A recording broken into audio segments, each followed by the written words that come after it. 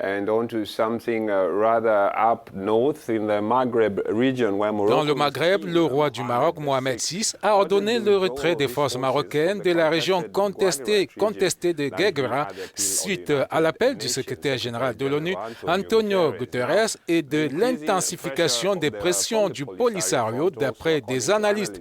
Les tensions se sont intensifiées depuis un an. Le Maroc dénonce la violation de l'accord du cessez-le-feu supervisé par la mission des Nations Unies, la MINURSO, dans une zone tampon. Le Polisario, de son côté, accuse Rabat de violer les termes de l'accord du cessez-le-feu de l'an dernier, avec notamment la construction d'une route dans la zone tampon. Le Maroc a répliqué que cette opération ne violait aucunement l'accord de cessez-le-feu. Et puis, il faut le dire, la nouvelle du retrait des forces marocaines de cette route reliant son territoire à la Mauritanie est perçue comme une diversion du côté du Sahara occidental. C'est de la poudre aux yeux, a expliqué Oubi Bouchraya Bachir, le représentant du mouvement indépendantiste sahraoui en France. Le Maroc veut présenter cette décision comme une concession considérable et s'en servir comme l'arbre qui veut cacher la forêt. La forêt, bien évidemment, c'est l'objectif central de la présence de l'ONU au Sahara occidental. L'organisation du référendum d'autodétermination bloqué depuis 25 ans par le Maroc. Fin de citation. Avec nous ce matin pour en parler, Hicham Ben Yaïch, rédacteur en chef de New African, qui nous parle depuis Paris en France. Hicham Ben Yaïch, bonjour.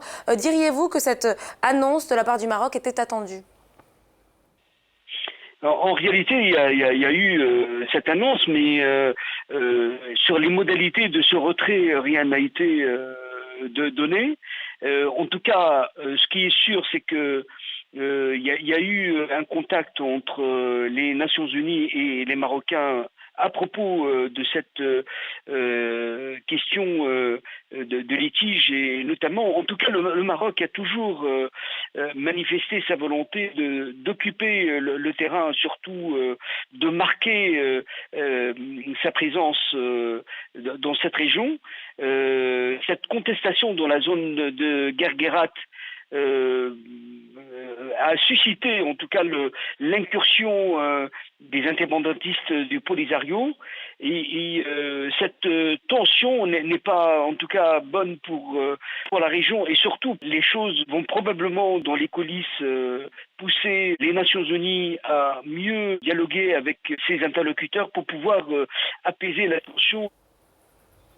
Alors, Monsieur Ben Yaïch, un peu avant l'arrivée de Guterres, les relations n'étaient pas très cordiales entre le Maroc et les Nations Unies concernant justement la question du Sahara occidental. Les choses ont-elles fondamentalement changé depuis ? On l'a vu avec Ben Kemoun, où il y avait une tension forte entre les Marocains et l'ONU. Avec Guterres, il y a une véritable volonté de pouvoir inaugurer une nouvelle ère pour pouvoir déjà entrer dans un processus pour régler définitivement cette question. Aujourd'hui, on sent qu'il y a une véritable guérilla entre l'Algérie et le Maroc, et on l'a vu au niveau de l'Union africaine, donc tout le monde aujourd'hui, en tout cas, a intérêt à ce que les choses se calment et à ce qu'il y ait une visibilité en termes de sortie de cette crise qui dure depuis de nombreuses années.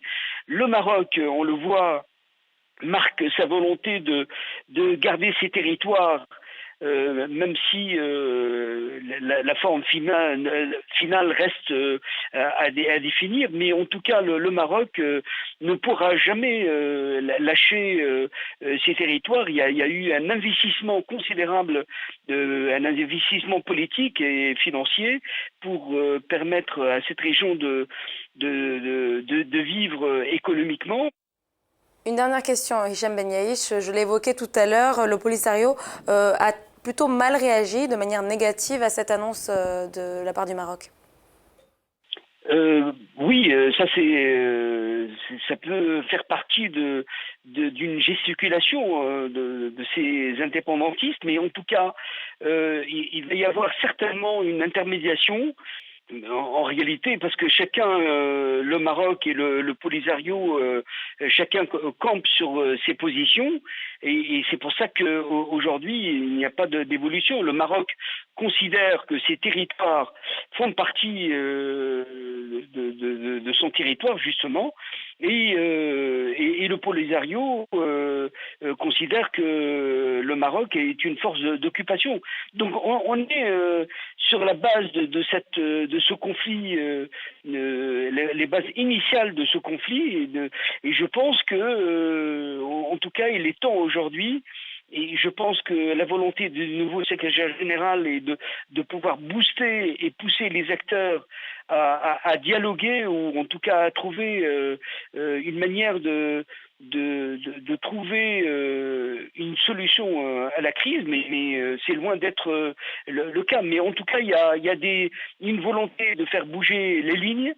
Et cette situation est intenable pour chacun de ces deux acteurs qui se regardent en chien de faïence depuis des années. C'était Hicham Ben Yaïche, le rédacteur en chef du magazine New African depuis Paris, en France. Could go and what it means now that Morocco has decided to withdraw its troops.